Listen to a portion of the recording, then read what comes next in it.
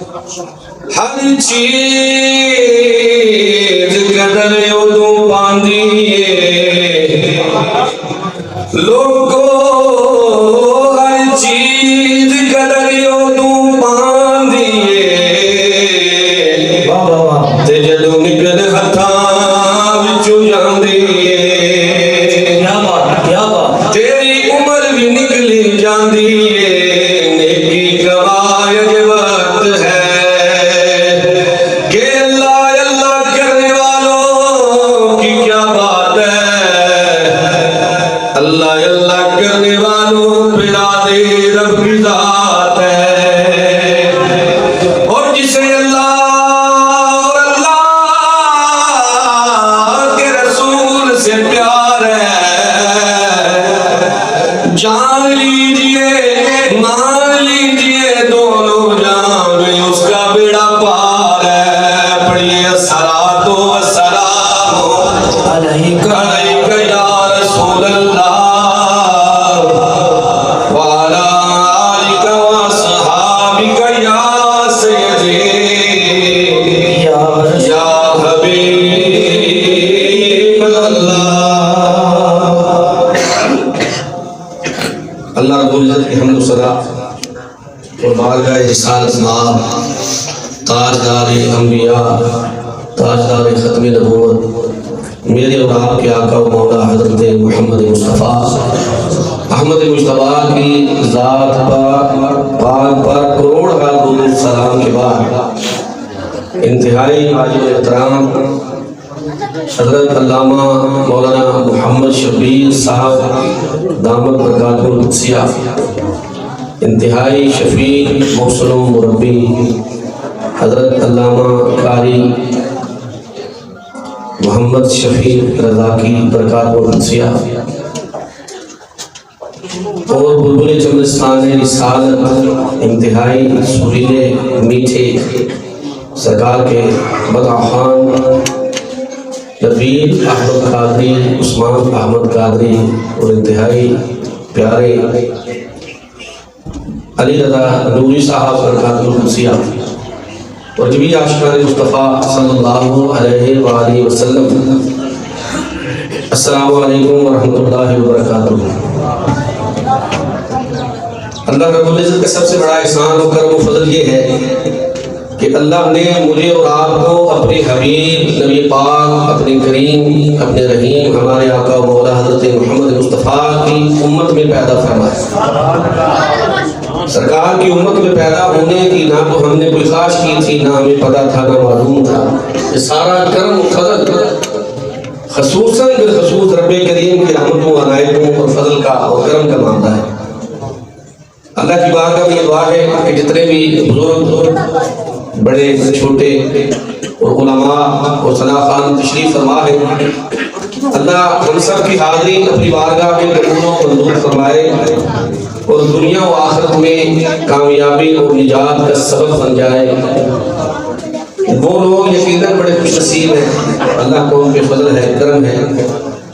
جیسا کہ جملہ قاری صاحب فرما رہے تھے کہ آتے ہیں وہی جن کو سرکار بلاتے ہیں۔ میری کل کی فلائٹ جو تھی وہ 7:50 پر تھی، تو میری رہائش چونکہ جوہانسبرگ ایئرپورٹ سے تقریباً 8 یا 10 کلومیٹر پر ہے، تو میرے ساتھ وہ خرگوش والا معاملہ ہوا کہ میں کہہ رہا ہے ایئرپورٹ میں توڑے پہنچ جاتا ہے، تو وہ فلائٹ میری تھوڑی سستی کی وجہ سے مس ہو گئی۔ تو میزبان محفل میرے انتہائی شفیق اور محترم بھائی میرے پیارے میاں محمد جعفر صاحب بڑے پریشان تھے کہ حضرت تسی آئے نہیں تو کہے پڑے گا۔ میں کہا میرے جی کہیں ٹور گئے سرکار کا ذکر کر دیا ساڑھے ہون نال یا نہ ہون نال سرکار کا ذکر ہے وہ نہیں ہو سکتا۔ انشاءاللہ نیت سچی ہے، نیت پکی ہے، حاضری ضرور ہو گئی۔ تو اللہ نے کرم کیا 1:50 والی فلائٹ پہ اللہ نے وہ اسباب پیدا فرما دیے۔ تو عرض یہ کر رہا ہوں کہ جن کی حاضری ہوتی ہے نا وہ رکاوٹیں آنے کے بعد بھی اللہ ان کو اپنے اور اپنے حبیب کے ذکر میں بلا لیتا ہے۔ تو دیکھیے جتنی نعمتیں دی، جتنے کرم کیے، جتنے فضل کیے، کسی کا اللہ تعالیٰ نے ان کا احسان نہیں جتایا۔ یہ کہا یہ تو میری نعمتیں ہیں، میرا بندہ ہے، میں نے تجھ پر فضل اور کرم کر رکھے، لیکن ایک بات کی تو اپنی زندگی میں اپنے دماغ اور دل میں ایک بات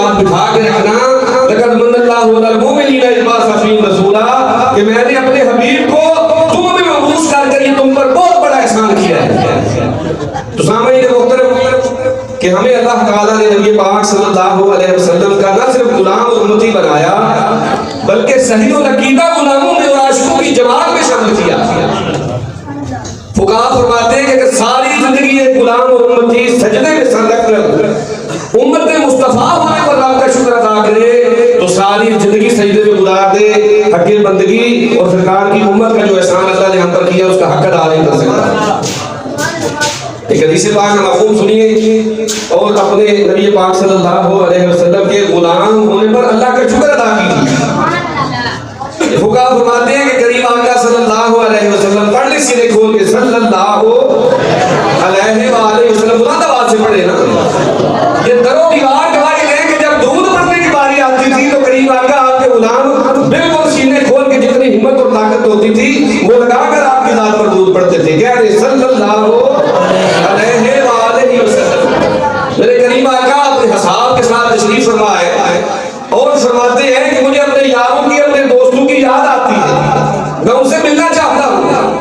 کہہ رہے سبحان اللہ بلند آواز سے کہہ رہے انتہائی پیارے انداز میں میرے بچوں نے میرے چھوٹے بھائیوں نے بڑا پڑھا تو آپ لذت تو لیتے رہے لیکن رب کی پاکی کا آپ بیان نہیں کر سکے. سبحان اللہ کی آواز میں نے نہیں سنی. ماشاءاللہ ضعیف العمر کی طرف روانہ ہوئے سینہ کھول کے انہوں نے اپنا پورا دور لگایا آپ کے سینوں سے سبحان اللہ دیکھ لی. بلند آواز سے کہہ دیں سبحان اللہ کا لفظی مطلب کیا ہے کہ اللہ بولے نا یار. میرے بزرگ بھی بولے میرے بچے بھی بولے میرے بھائی بھی بولے اللہ. اچھا یہ بتائیں میرے اور آپ کے کہنے سے اللہ پاک ہوگا؟ خدا کی قسم اللہ کی پاکی کا ذکر کرتے ہیں جب رہیں گے تو اللہ مجھے اور آپ کو اپنے فضل سے پاک کر دے گا. بلند آواز سے کہہ دیں مجھے اپنے یاروں کی اپنے دوستوں کی یاد آتی ہے ان سے ملنا چاہتا. تو صحابہ رسول عرض کرتے ہیں یا رسول اللہ کہہ رہے صلی اللہ علیہ وآلہ وسلم کیا ہم آپ کے یار نہیں ہیں؟ کیا ہم آپ کے یار نہیں ہیں؟ کیا ہم آپ کے دوست نہیں ہیں؟ تو کریم آقا نے فرمایا ہاں تم میرے صحاب ہو تم نے میرے جمال کو دیکھا ہے تم نے اللہ کی جو دی ہوئی نعمتیں مجھ پر جو معجزات ہیں ان کو اپنی آنکھوں سے ان کا مشاہدہ کیا ہے.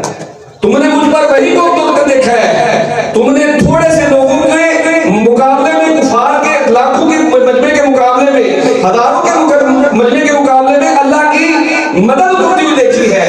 تم نے میرے نور کی میرے ظاہر کی میرے حسن کے جلووں کی جو زیارت کی ہے. میں تو لوگوں کی بات کرتا ہوں جو میرے ظاہری مثال کے بعد اللہ میری امت میں پیدا فرمائے گا اور ان کی خواہش کیا ہوگی کہ اللہ یہ دنیا کی متاع یہ عزت یہ آبرو یہ تن من دھن یہ دولتیں لے لے ہمیں کریم آقا کی زیارت کے پار کروا دے. تو میں یہ سمجھتا ہوں کہ آپ جو شاہ مصطفیٰ آئے بیٹھے ہو میرے خیال میں میری ناقص العقل میں میری رائے کے مطابق اللہ کے محبوب نبی آپ سے ملنے کی مشتاق ہے. سامعین محترم آج کی بابرکت محفل میلاد مصطفیٰ استقبال رمضان ہے. ہمیں جب علماء سرکار کے عشق کی سرکار کی غلامی کی جنت کی بشاریں اور سرکار کی شفاعت کی باتیں سناتے ہیں تو ہمارا دل مچل جاتا ہے. ہم کہتے ہیں واہ اللہ اکبر کیا بات ہے. ہمیں بڑی خوشی ہوتی ہے اور جہاں پر بشارتیں ہیں وہاں پر وعیدیں بھی ہیں. یعنی نماز جو بندہ پڑھتا ہے بعض نماز اس کو 27 نمازوں کا ثواب ہے کہ نہیں؟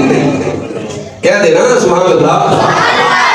تو جو نہیں پڑھتا اس کا وبال بھی تو دیکھیے جو مسجد میں جاتا ہی نہیں ہے. دنیا کی اصول ہے اور ہمارے پاکستانی کلچر میں یہ چیز عام ہے کہ ایک بندے کو دعوت دی جاتی ہے اس کے ساتھ 3-4 دوست ویسے ہی چلے جاتے ہیں. ہوتا ہے نا شادیوں میں کہیں پر پارٹی ہو رہی ہے کہیں پر محفل چلی ہے تو ہم سارے کچھ نہ ہو تو ایک دو بندہ تو ہمارے ساتھ ہوتے ہیں جن کو دعوت اصلاً نہیں دی گئی. دعوت ایک بندے کو ہے لیکن اس کے ساتھ 2 یا 3 بندے جاتے ہیں. تو کیا ہوا کہ جب صاحب محفل میزبان آپ کو روک دی کہ بھائی آپ تو جا سکتے ہیں آپ کے پاس ہے آپ کے پاس ہے توجہ کیجئے گا مہمان کو آتے رہیں گے بیٹھتے رہیں گے انشاءاللہ. آپ کے پاس دعوت نامہ ہے تو جو دعوت نامے والا گزر گیا جس کو روک دیا جائے گا کیا وہ خوش ہوگا؟ مجھے بتائیں نا ذرا توجہ ہے کہ نہیں؟ جن کی توجہ ہے وہ بولے نہیں. جس کو روک دیا جائے گا اور روکا اس وجہ سے جا رہا ہے اس کے پاس دعوت نامہ نہیں ہے لیکن کیا وہ خوش ہوگا؟ ہے تو وہ غلط. تو ہمارا چلی آ رہا ہے اس کو چھاڑ ہے کرام دے رہندے فلانے مولوی بلا فلانے نام خان بلا فلانے پیر صاحب بلا یہ سانو خوشخبریاں سنانا سانو خوشخبریاں چاہیے واللہ ہے جہاں پر کریم آقا صلی اللہ علیہ وسلم کی امت پر ہمیں شکر ادا کرنا چاہیے فخر کرنا چاہیے وہاں پر ہمیں ڈرنا بھی چاہیے سیدنا عمر فاروق فرماتے ہیں کہ ایمان خوف اور امید کے درمیان میں ہے ہمیں امید ہے لیکن خوف نہیں ہے آپ جتنے بھی بیٹھے ہیں صاحب حیثیت ہیں کریم آقا فرماتے ہیں میری عمر میں بہت سارے ایسے لوگ ہوں گے جن کو دو چیزوں کی قدر نہ ہوگی ایک وقت اور دوسری سے دیکھیں آپ صحت مند تو بیٹھے ہیں اللہ نے توفیق دی ہے اللہ نے آپ کو صحت دے رکھی آپ یہاں پر تشریف فرما ہے تو جو بیمار ہے جو ہسپتال میں وہ آ سکے گا ہاں فقہ فرماتے ہیں اگر اس کا دل ہے محفل میں جانے کا لیکن معذوری بیماری کی وجہ سے آ گئی تو اللہ اس کو محفل میں شامل ہونے والوں کے برابر ہی ثواب عطا کرتا ہے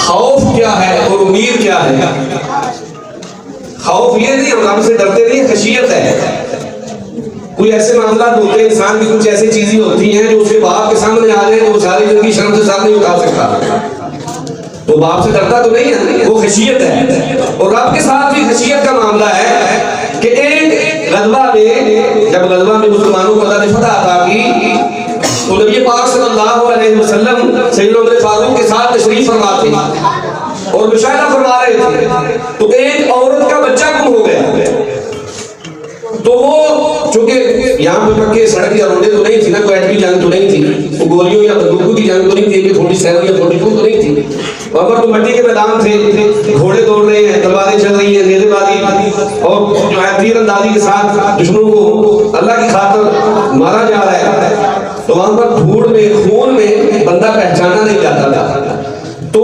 عورت جب کسی بچے کو دیکھتی تو وہ سمجھتی ہے میرا بچہ ہے اس کو سینے سے لگاتی اور اس طرح لگتا تھا جیسے وہ اس کو اپنے اندر جذب کر لے گی پھر جب وہ اس کا منہ صاف کرتی کوئی سوال کرو کہ شاہ صاحب تشریف لائے ہیں اور سیدہ احترام کا چہرہ صاف کرتی تو دیکھتی یہ تو میرا بچہ نہیں ہے پھر دوسرے بچے کی تلاش میں جاتی حتیٰ کہ اس کو اپنا بیٹا مل گیا تو اس نے اسی طرح محبت سے اس کو اپنے سینے سے ایسے ہنچا ایسے لگتا تھا کہ اس کو اپنے اندر جذب کر لے گی کریم آقا صلی اللہ علیہ وسلم نے فرمایا عمر تیرا کیا خیال ہے کہ اس ماں کے اختیار میں ہو تو یہ بچے کو آگ میں جانے دے گی اس کے پاس ہمت ہو طاقت ہو اختیار ہو تو پھر بھی کیا اپنے بچے کو آگ میں گرنے دے گی تو سیدنا عمر فاروق رضی اللہ تعالیٰ عنہ کرتے ہیں یا رسول اللہ کہتے صلی اللہ علیہ وآلہ وسلم بالکل ہی اپنے بچے کو آگ میں گرنا تو دور اس کے قریب بھی نہیں جانے دے گی تو فرمایا کریم آقا نے قسم ہے اس رب کی جس نے محمد کو خاتم النبیین اور تمام نبیوں کا سردار بنا کر بھیجا ہے اللہ اپنی مخلوق سے 70 ماؤں سے زیادہ پیار کرتا ہے اللہ کبھی بھی اپنی مخلوق کو جہنم میں نہیں پھینکے گا حتیٰ کہ خود چوز کر لے گا بڑا مشہور واقعہ ہے نا آپ سے شیئر کرنا چاہوں گا سیدنا موسیٰ علیہ السلام کا دور ہے اور بارش نہیں ہو رہی تو باہر میدان میں نماز پڑھی گئی کہ توبہ استغفار کرتے ہیں کہ اللہ تعالیٰ کی ناراضگی دور ہو سکے اللہ کے غضب سے پناہ مانگے اللہ کی رحمت غالب آئے اور اللہ اپنے رحمت اپنے کرم ہم پر نازل فرمائے تو جب موسیٰ علیہ السلام نے توجہ کیجئے گا بڑی خوبصورت بات ہے اللہ کے لیے ہمیں سمجھ آ رہا ہے تو جب دعا کی بارگاہ الہی سے جواب آیا موسیٰ ان بندوں میں ایک گنہگار ہے جب تک وہ مجلس نہ جائے گا اللہ تم لوگوں کی توبہ قبول نہیں کرے گا اور اپنے رحمت جاری نہیں ہوگا تو گنہگار جو ہے وہ رب کی بارگاہ میں دل و دماغ کے ساتھ حاضر ہو گیا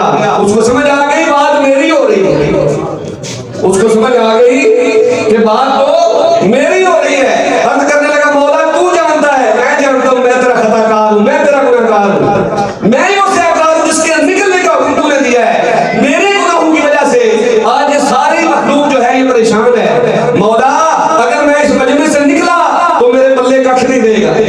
میری یہ 30 سال کی، میری یہ 40 سال کی، میری یہ 60 سال کی عزت جو ہے یہ چورا چورا ہو جائے گی۔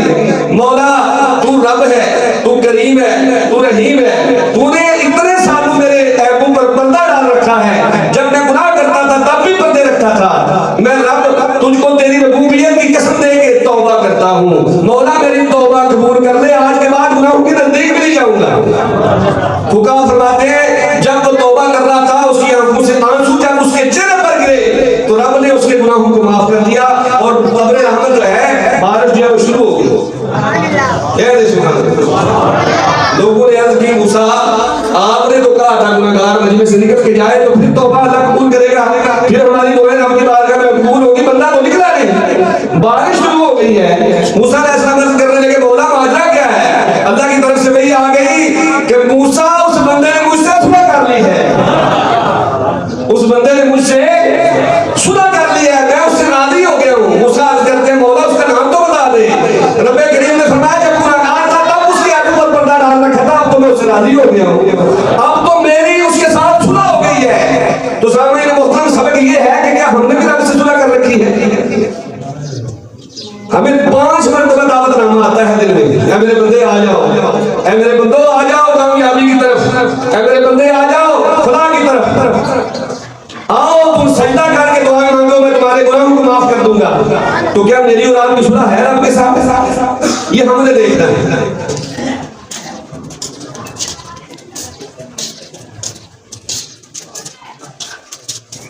پیر نعرہ رسالت ساڑھے مہمانان گرامی، کیا حبیب اللہ ذرا توجہ کیجیے، مہمان تو آئیں گے اور انہیں بیٹھنا ہے، ان کی بھی حاضری ہے اپنے پاس میں۔ تو میں عرض کرنا ہوں کہ اللہ نے فرمایا کہ جب وہ گنہگار تھا تب اس کی آنکھوں پر پردہ ڈال رکھا تھا، اب تو میری اس کے ساتھ صلح ہو گئی ہے۔ تو کیا میں نے اور آپ نے بھی اللہ کے ساتھ صلح کر رکھی ہے؟ تو فقہا فرماتے ہیں کہ ہم یہ سمجھتے ہیں کہ یہ دنیا کی عنایتیں ہیں، یہ جو کرم ہے، یہ جو فضل ہے، جو دولت اور عزت کی بہاریں اللہ نے دے رکھی ہیں، شاید یہی کرم ہے۔ فقہا سے جب پوچھا جاتا ہے، قرآن و سنت کی جب تشریح کی جاتی ہے تو سمجھ یہ آتی ہے کہ ہاں دنیا کی نعمتیں، طاقتیں، عزتیں، دولتیں، آل اولاد اور عزت کی بہاروں کے بعد اگر تیری نماز قضا نہیں ہے تو پھر یہ اللہ کی نعمت ہے۔ تیرا دن جب گزرتا ہے تو درود پڑھنے سے تیری زبان تر و تازہ رہتی ہے، دن میں تھوڑا ہی صحیح قرآن پڑھتا ہے تو سمجھ لیے ساری تجھ پر نعمتیں، رحمتیں، برکتیں رب کے نبی کے امتی ہونے کی وجہ سے ہے۔ لیکن اگر تو نماز کا وقت گزر گیا تجھے پتہ ہی نہیں ہے کہ زور کب آئی، کب عصر کا وقت ہو گیا، کب عصر گئی، کب شام مغرب کا وقت ہو گیا، تو سمجھ لے یہ اللہ کی طرف سے عطا تو ضرور ہے لیکن یہ زحمت ہے، اس کے بارے میں پوچھا جائے۔ تو جیسے میں عرض کر رہا تھا کہ دعوت نامہ نہ ہو، بندے کو روک دیا جائے تو بندہ جھگڑا کرتا ہے، ساتھ والے کو کہتا ہے یار بےزتی کرا سکتی ہے، تو ہمیں 5 مرتبہ رب دعوت نامہ دیتا ہے، تو ہم جو ہے رب کے گھر میں جاتے نہیں ہیں، تو اس کا مطلب ہے رب مجھے اور آپ کو جو نماز نہیں پڑھتے ان کی بات کر رہا ہوں اپنے گھر میں آنے کی دعوت بھیجتے ہیں، کیونکہ جب رب ناراض ہوتا ہے تو خدا کی قسم دولت اور عزت اور رحمتیں اور برکتیں نہیں چھینتا کہ اللہ کے محبوب نبی فرماتے ہیں یہ دنیا اور دنیا کی جتنی طاقتیں اور نعمتیں اللہ کی نظر میں مچھر کے پان کے برابر بھی حیثیت نہیں رکھتی۔ تو سامعین محترم ہم نے کیا کیا کہ ہم سے اللہ ناراض ہو گیا، اس دولت کو ہم کیا کریں گے؟ معاشرے والے دن جس نبی کے نام پر قربان ہونے کے دعوے کرتے ہیں، سر کٹانے کے دعوے لگاتے ہیں، اس کی آنکھیں تو دنیا میں ہم ٹھنڈی نہیں کرتے۔ تو آج کی بابرکت محفل میں ارادہ کیجئے کہ ہم انشاءاللہ نبی پاک صلی اللہ علیہ وسلم کی آنکھیں ٹھنڈی کریں گے۔ کیسے؟ نماز پڑھ کے۔ حضرت ربیعہ رضی اللہ تعالیٰ نبی پاک صلی اللہ علیہ وسلم کی خدمت پر معمور تھے، تو ایک دن رحمت عالم جوش میں آئی، فرمایا صلی اللہ ربیعہ مانگ کیا مانگتا ہے؟ میں کہتا جی میں نے کہا سیدھا مالک بڑھا سکتا دیڑ والے ہوتے بولتے کہ نہیں دیڑ کی گرگو جواب میں جو جگہ ہے جو زمینیں ہیں کھاریاں لالا موسیٰ ہم اس کا مالک بنا دو۔ ہم دنیاوی حیثیت سے جو ہمارے معاملات چل رہے ہیں اس کی ڈیمانڈ کرتے ہیں، لیکن قربان جائیں تربیت مصطفیٰ پر۔ صحابہ رسول کی ایسی تربیت کی کہ دنیا اور دنیا کی نعمتیں ان کی نظروں میں ہیج تھی۔ عرض کی یا رسول اللہ، کہتے صلی اللہ علیہ وسلم حضور جیسے دنیا میں آپ نے اپنی غلامی پر معمور کر رکھا ہے، جنت میں بھی آپ کا ساتھ نصیب ہو جائے۔ کہہ رہے سبحان اللہ۔ تو کیا یہ پاک صلی اللہ علیہ وسلم کا فرمان سنیے اور اپنے دلوں میں ارادہ کیجئے ہم نے بھی وہی کرنا ہے. نبی پاک صلی اللہ علیہ وسلم نے فرمایا کہ نماز اور سجدوں سے اپنی پہچانی جو ہے وہ رب کی بارگاہ میں سر سجود ہو کے سجدے کرنا میرا کام ہے. میں محمد کو جنت میں اپنے ساتھ لے کے جاؤں. تو سامعین محترم میرے استاد فرمایا کرتے تھے کہ شفاعت تو حضور کی سب کو ملے گی. ہمیں امت مصطفیٰ میں اللہ نے پیدا اس لیے نہیں کیا کہ جنت میں جائیں. یہ چوائس میری اور آپ کی ہے کہ ہم نے سیدھا جنت میں جانا ہے یا کچھ ڈنڈے کھا کے کچھ آگ میں تپش میں جل کے جانا ہے. ایک بڑا خوبصورت واقعہ ہے کہ جو ایسا فوت ہو گیا نا, تو جب فرشتوں سے معاملات کی باری آئی تو انہوں نے زندگی میں کوئی نیکی کر رکھی تھی. میں سمجھتے جیسے ہم نے پچھلے سال یہاں پر اعلان کیا تو میاں صاحب مجھے یہ محمد جعفر صاحب اکثر کہتے ہیں حضرت تساں ناچ نہیں پڑھ دی. میں نوری صاحب آدھے رسول بیٹھے ہیں اور آپ نے نبی آدھے رسول کی نگاہ کرم کے صدقہ فقیر جو ہے نا جی پوٹے پوٹے اشعار لکھتا ہے باقی رسالت میں. تو انہوں نے کہا کہ وہ اپنے لکھے ہوئے کلام پڑھی. میں نے نہیں, میں کہا مسجد کے لیے آیا ہوں, مسجد کی بات ہوگی. تو 19 لاکھ کا الحمدللہ چندہ ہوا. آپ حضرات نے دل کھول کر مسجد کی مدد کی. آج ماشاءاللہ یہ سارا دناگہ مکمل ہے, مسجد آپ کے سامنے ہے, مدرسہ مکمل ہے الحمدللہ. اور مسجد کا نام الحمدللہ ہم نے تجویز کیا ہے جامعہ مسجد سیدنا علی المرتضیٰ شیر خدا رضی اللہ تعالیٰ عنہ. ماشاءاللہ ماشاءاللہ ماشاءاللہ. اچھا یہ پوچھیں یہ نام کیوں تجویز کیا ہے؟ میاں صاحب مجھ سے محبت کرتے ہیں, علامہ صاحب بھی محبت کرتے ہیں. مجھ سے نہیں پوچھا کہ یہ نام ہے کیوں. یہ نام اس لیے رکھا ہے کہ یہ اس ہستی کا نام ہے جس کی اثر قضا ہو جائے تو رب کے محبوب مغرب سے سورج پہ ٹا کر اثر کے مقام پر لے آتے ہیں. کیا بات کیا بات. تاکہ مسجد کے قرب و نواح میں رہنے والوں کو پتا ہو کہ شیر خدا کی مسجد ہے جس کی نماز قضا نہیں ہے. تو ہم نے وہ ملنگ نہیں بننا کوٹ کوٹ پیتیاں سلاپنے قضا کیتیاں نہ, ہم نے وہ ملنگ بننا ہے جس کی نماز قضا نہیں. تو پھر ہمیں پنجتن پاک کی, اہل بیت اطہار کی, اہل رسول کی, صحابہ رسول کی اور تاجدار اولیاء کی شفاعت نصیب ہوگی. تو میرے خیال میں میرے تصور میں آتا ہے کہ چوئی صاحب نے بھی کسی مسجد میں حصہ ڈالا ہوگا, کسی خیر کے کام میں دنیا میں کسی کے ساتھ اچھائی کی ہوگی, تو رب کو وہ ادا پسند آ کہ رب نے چوئی صاحب کو جنت کا کہا. کہہ دے سبحان اللہ. اللہ ہم سب کو بھی جنت عطا فرمائے. آمین ثم آمین. تو چوئی صاحب جنت میں جا کے بھی پریشان ہے. وہ ایک دن یہ خیال ہے, تصور ہے ہمارے ایمان کا حصہ نہیں, لیکن یہ تصور بڑا خوبصورت ہے. یہ تصور بڑا عمدہ ہے اگر اس کی سمجھ آ جائے. پوچھا گیا چوئی صاحب کیوں پریشان ہو, جنت تو ایسی چیز ہے نہ کسی دماغ نے اس کی امیجنیشن کی, نہ کسی آنکھ نے اس کا تصور کیا, نہ کوئی سوچ اس کا پوچھ سکتی ہے, تم جنت میں بھی آ کے پریشان ہو تو کیا چاہیے. تو چوئی صاحب ہوتا ہے وہ کہتے ہیں چوئی صاحب یہ بڑے چودھری ہوتے کامی ہوتے جو بھی چودھری ہوتے ہیں, تو جو چودھری اپنے کاموں کو چودھری بناتے ہیں ان کی عزت اور وقار کا خیال بھی رکھتے ہیں. تو نے کہا اللہ کی بارگاہ میں عرض کی وہ میرا بھجا جڑا میرا وہ کافر دار ہے ایسا وہ میرے ساتھ ہو رہے, تو پھر میری بات میں اپنا رات کو تو پھر عرض کر رہا ہوں یہ تصور ہے, یہ قرآن و حدیث میں بیان کر رہا ہوں, لیکن یہ تصور کسی صوفی کا بڑا خوبصورت ہے. تو اللہ نے فرمایا کوئی مسئلہ نہیں, بھجا بھی دیو تو جنت میں بھجا بھی آ گیا, پھر بھی چوئی صاحب پریشان ہے. بھائی ان کیا مسئلہ ہے, اب کیا آپ کو پرابلم ہے. تو بھجے نے چوئی صاحب سے جس نے حضرت بھجیا دو ہاتھ بن رہے چوئی صاحب کا کوئی پوچھے تو چوئی صاحب کا کیا معاملہ ہے. چوئی صاحب کہتے ہیں کہ یار ساری باتیں ہیں کہتے ہیں کہ وہ کافی انتظار کر رہے ہیں. اللہ میں پھر عرض کر رہا ہوں یہ ہمارے ایمان کا حصہ نہیں ہے, لیکن یہ تصور بڑا سمجھنے والا ہے. ذرا سمجھ لیجیے کہ میرا کسی وقت حکام پینے کو دل کرتا ہے. بھائی حکام بن گیا, حکام بنا کے فرشتوں نے دے دیا, جنت میں پانی ہے, ساری چیزیں ہیں. بھائی تماکو کوئی نہیں, آگے کوئی نہیں, بھجیا کیا کریے. جو سمجھ نے کہا نال کے ہمارے نے تھوڑی آگی لائے. ہنسی نہیں اللہ ہے, میں ہنسنے کے لیے آپ کو نہیں سنا رہا. یہ بڑی سمجھنے والی بات ہے, سادی سی عام فہم ہے لیکن سمجھنے والی بات ہے.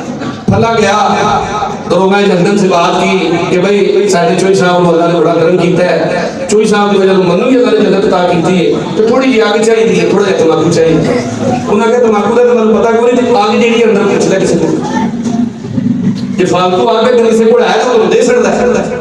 وہ سب گھوم پھر کے آیا تو ہر بندہ اپنی آگ میں جل رہا ہے, ہر بندہ اپنی تباہی ہوئی تپش میں جل رہا ہے. تو پوچھا جو جنت کا دروگا جہنم کا دروگا نا, پوچھا بھائی آگ تو کسی کے پاس نہیں. تو اس نے بڑا خوبصورت جواب دیا, بھجیا سمجھ جا اے جہنم کو فالتو آگ نہیں, بندہ دنیا میں ان نے جڑی کمائی کی تھی سو آگ یا گلزار دی سونے سے قبر دے وچ لے کے آؤں, اے اپنی تباہی ہوئی آگ دے وچ بندے سر دے پے. تو سامنے محترم اس خبر کا محفل میں ہم نے دیکھنا ہے کہ ہم نے اپنی زندگی غلام مصطفیٰ بن کے گزاری ہے امت مصطفیٰ کے لیے میرا اور آپ کا وجود خیر کا باعث ہے. ہم نے زندگی میں کسی کو پریشان تو نہیں کیا, کسی کو دکھ تکلیف تو نہیں دی. کیا ہم جہنم کے انگارے ساتھ لے کے جا رہے ہیں یا جنت کی بہاریں اور پھول اور گلزار ساتھ لے کے جا رہے ہیں؟ آخری بات کہ رمضان قریب ہے, اور اکثر جب رمضان آتا ہے تو جو مومن ہوتے ہیں ان کے دل اور چہرے کھل جاتے ہیں, وہ تیاری شروع کر دیتے ہیں. لیکن وہ جو سرکار کے غلام تو ہیں لیکن تھوڑا دین اسلام سے دور ہے. اللہ ہم سب کو سرکار کے قرب اور سیرت پر عمل کرنے والوں میں شامل فرمائے. تو وہ پریشان ہو جاتے ہیں یار عید ہے کس طرح لگے. اچھا دیکھیے حدیث پاک کا مفہوم ہے کہ جہنم کے دروازے بند کر دیے جاتے ہیں اور جنت کے سارے در کھول دیے جاتے ہیں, اور پورے 30 دن وہ جنت کے دروازے کھلے رہتے ہیں. اور نہ صرف رمضان میں بلکہ عام دنوں میں رب کی رحمت جو ہے تہجد کے ٹائم پر جڑا سردی کا ویڑا ہم کہتے ہیں نا, بزرگوں سے سنتے تھے سردی کے ویڑے کہ رب کی رحمت جو ہے وہ آوازیں دیتی ہے, تو ہے کوئی رحمت مانگنے والا, ہے کوئی بخشش مانگنے والا. تو رمضان میں وہ 10 سے 70 گنا اس میں اضافہ ہو جاتا ہے. تو پھر بھی اگر ہم اس کی اللہ کی رحمت میں جا کر اللہ کی بخشش اور توبہ کر کے اللہ کے حبیب کو, اللہ کے قرآن کو, اللہ کے حبیب کی سنت پر عمل کر کے اپنے اعمال کا سنواریں تو یہ انتہائی بدبختی ہے. یہ غمگساری کا مہینہ ہے. ہم 100 میں سے 2.5 روپے زکات دیتے ہیں. تو ہم نے 2016 میں کچھ دوستوں سے پوچھا یار زکات دیں گے, تو ایک نے کہا ہاں بھائیو میں فلانا میرا ماسی کا پتر ہے, غریب بات میں ہوں 2 کمرے میں کھانا بنا کے دیا بھائی ساری عمر تیری وجہ بھی تو چوئے گا. تو یہ زکات تو نہیں, زکات تو اگلے کو اس کا مالک بنانا ہوتا ہے. تو کسی فقیر سے پوچھا گیا کہ 100 میں سے کتنی زکات ہے, کیا بھائی یار میرے واسطے 2.5 روپے تو میرے کو پوچھے 100 ہی زکات ہے. تو اس لیے غمگساری کا مہینہ, غمگساری کا مہینہ. سامعین محترم, ایک بات میرے ذہن میں آ گئی آخری بات کرنے سے پہلے. شاہ صاحب اللہ بیٹھے ہیں, ان کی اجازت سے علماء اور ثنا خوانان اور معزز سامعین آپ دلوں میں اس کو جگہ دیجیے. ہم 3 دن نہ رہیں تو کیا جسم میں خوشبو آئے گی؟ 3 دن بندہ اگر سردی ہو گرمی ہو کوئی بھی موسم ہو, اگر وہ 3-4 دن نہیں نہاتا حضور کیا جسم سے خوشبو آئے گی؟ بدبو آئے گی نا. تو ہم نماز نہیں پڑھتے, کبھی کسی نے بدبو محسوس کی؟ جسم کیا ہے؟ جسم اور روح کا مرکب ہے. جسم جب ڈاکٹر کے سامنے پڑا ہے, ڈاکٹر دل کا آپریشن کر رہا ہے تو روح کا آپریشن کر رہا ہے یا جسم کا کر رہا ہے؟ روح نکلتی ہے, ڈاکٹر آپریشن کو دھونا چھوڑ دیتا ہے. پر ڈاکٹر صاحب میرا والد پہ ہے, میرا بیٹا پہ ہے, میری دھی پہ ہے, میری بیوی پہ ہے, چھڑ کیوں سے رہ رہی ہے, وہ اندر مار گیا. اور بھائی جسم تو سامنے بیٹھا ہے, تو روح کا ڈاکٹر تھوڑی ہے, وہ تو جسم کا علاج کر رہا ہے, جسم میرے سامنے ہے. تو جسم تب تک ساتھ ہے جب تک روح اس میں موجود ہے. جسم کی بہاریں روح کی وجہ سے ہے. تو کسی فقیر نے کہا مولا تیرا لاکھ شکر ہے کہ جسم جب نہ نہائے تو بدبو دیتا ہے. ہمارے گناہ جو ہے یہ روح پر اثر کرتے ہیں, روح کی وجہ سے ہم جو گناہ کرتے ہیں تیرا کتنا کرم ہے ہمیں ایک دوسرے کی بدبو نہیں آتی. بات کو سمجھیے ذرا کہ اگر روح سے بھی بدبو آنے لگے تو ہم تو ایک دوسرے کے پاس بیٹھنے کے قابل بھی نہ رہیں.